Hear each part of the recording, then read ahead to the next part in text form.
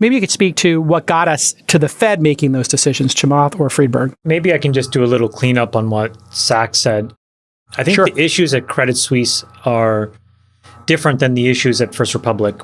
And the issues at First Republic are different than those other three banks. The other three banks, David, that you mentioned, Signature, Silicon Valley Bank, and Silvergate, all had very traditional liquidity crises, right? We talked about this last week, which is duration mismatching, where you have depositors who want their money today, but you have assets that mature in 10 years. And as a result, you have huge unrealized losses if you all of a sudden cash them out today versus waiting 10 years. I think what's happening at First Republic is really just about making sure that that loan book and the depositors can get parked into a combination set of banks that can take care of the balance sheet so that there are no more liquidity issues. At Credit Suisse, they have an enormous amount of liquidity. What that was I think a lot of speculation around whether they would default on their bonds or whether they would theoretically need more liquidity. But the balance sheet itself was not only liquid, but also very solvent. So I think that was just more of a panicky reaction to comments from a 9.9% shareholder who just said that they can't put in any more equity. But even then, I went back, this is the chairman of the Saudi National Bank. He was asked on Bloomberg, would you give Credit Suisse more money?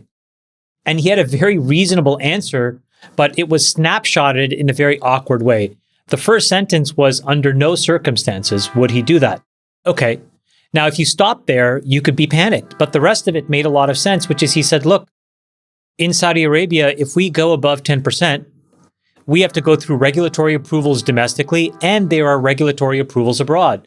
That's a big hill to climb, and all of a sudden, it no longer becomes a financial investment. It becomes a somewhat political investment. And so we're very happy at 9.9%. That was the totality of his statement, but if you just cherry pick the first 45 seconds and ran with it, which people on the internet did, this is sort of what caused that second level wave panic at a GSIB. And then the Swiss National Bank stepped in, and I think that panic has largely gone. Okay, so what is the real issue? The issue, again, is I think we have had a bit of supervisory failure here, right? Because we all know this in any industry. If you let capitalism go totally unchecked, shareholders will demand immediate profits today. It happens in every industry, except in ones where you can basically gamble on future profits, and that's what tech does. But every other shareholder in every other asset class demands money today, and that's the same for banks. The problem is the banks are a highly regulated business. They are supposed to be supervised by the regulators. And this is a very clear example where why is there not a real-time spreadsheet? I mean, this is not complicated stuff where assets and liabilities and duration mismatching can be known on a real-time basis, where the San Francisco Fed, Mary Daly, should have a report that's escalated to her when SVB got over their ski tips, which they did in Q4 of 2022. So I think the real question that has to be examined is, where were these folks for the last 4 months when they could have done something, not just about this, but rules in general for all banks that are not the GSIBs? And I think that's a very important question that politicians need to get to the root of.